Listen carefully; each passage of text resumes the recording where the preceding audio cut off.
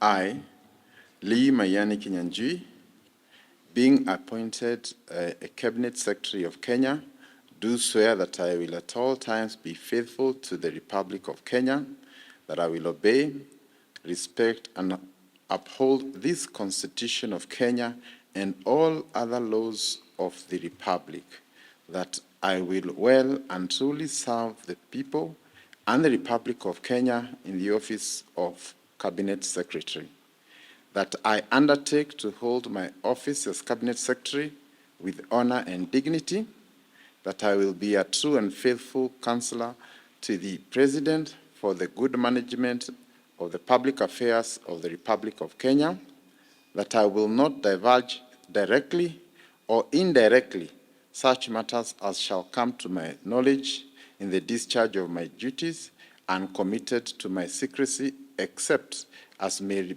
be required for the due discharge of my duties as Cabinet Secretary, that I will perform the functions of my office conscientiously and to the best of my ability. So help me God.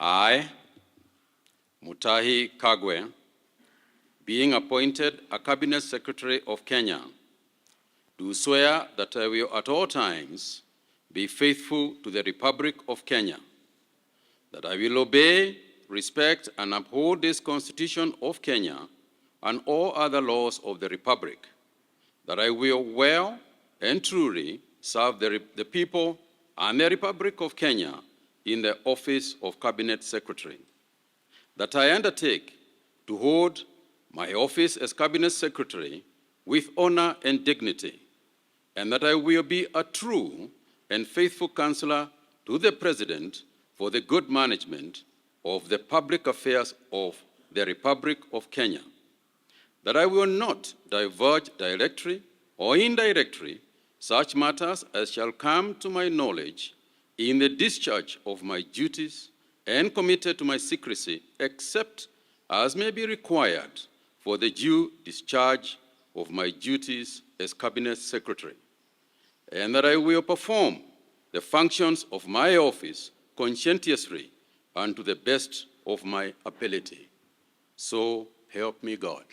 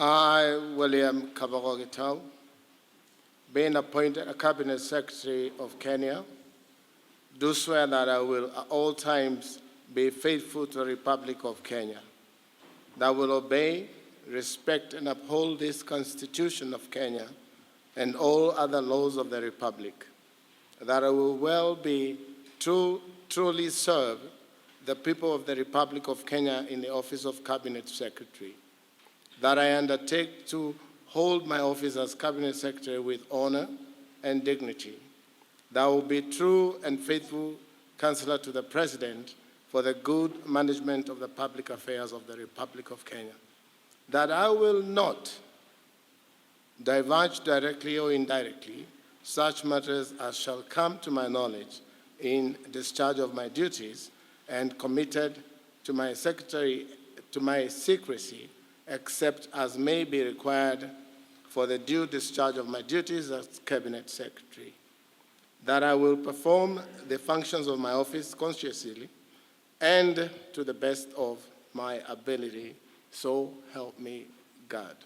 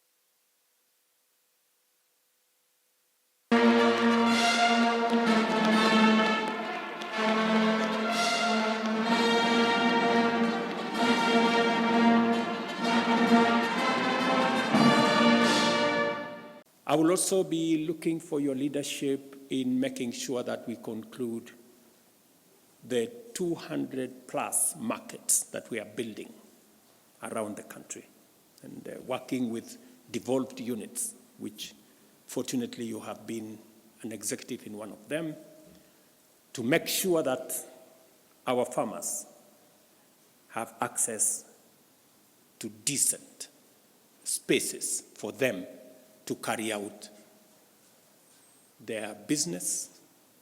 We did promise Mama Mboga that they are going to work from a space that has hygiene, that is decent, that has water, that has electricity, that has lighting. And already 200 of those markets are underway. We will be working with your ministry to make sure that we look at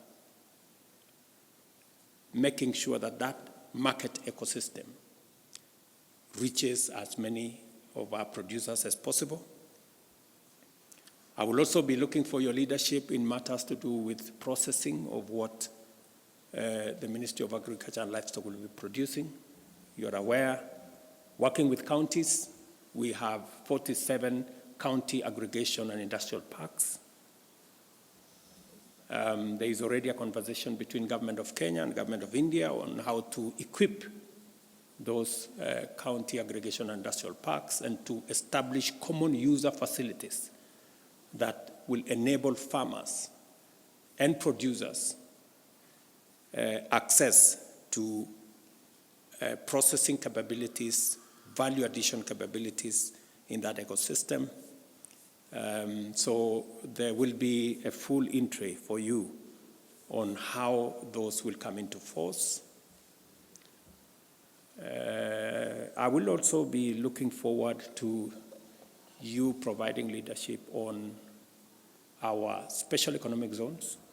As you're aware, we are establishing 6 new special economic zones in Dongo Kundu, in Sagana, in Thika, in Nakuru, both in Njoro and in Naivasha, in Eldoret, and in Busia. And just to give you a heads up, we will be in Busia on Wednesday, and probably you may want to find details of how that is going. I'm told it's going very well. But you will need to provide leadership in making sure that we conclude the first phase of all the special economic zones that we set out, because these are important for processing, value addition, agro business, and also providing opportunities for our young people to work. William, your hands are full. Because on your table you will find our connectivity plan. We made a commitment to roll out 100,000 kilometers of fiber optic across Kenya. We already have funding amounting to 48 billion to roll out the first 53,000 kilometers, and we intend to conclude that process of rollout before the end of next year. Working with KPLC, ICTA, and your ministry, you will find that there are already contracts that have been signed. You must walk the 53,000 kilometers and make sure that it's delivered. There's already funding for another 100 centers of excellence of our ICT hubs, one per county, and in other counties, 2. This, again, our plan is to make sure that it's concluded. These 100 centers of excellence, it's concluded in the next 6 months. You will find that the contracts have already been signed, and your leadership is required so that we can conclude this exercise. And again, you will find in your table another 1,450 ICT hubs, one in every ward in the Republic of Kenya. The members of parliament, and the leader of majority is here, have already been primed. We have made resources available to them, but you will be required to provide the infrastructure, internet, make sure they are connected, you will provide the computers, and you provide the people to train our young people in those ICT hubs. Good news also is that you will find on your desk that already the World Bank and the government of Kenya have provided resources for 145,000 computers for these ICT hubs.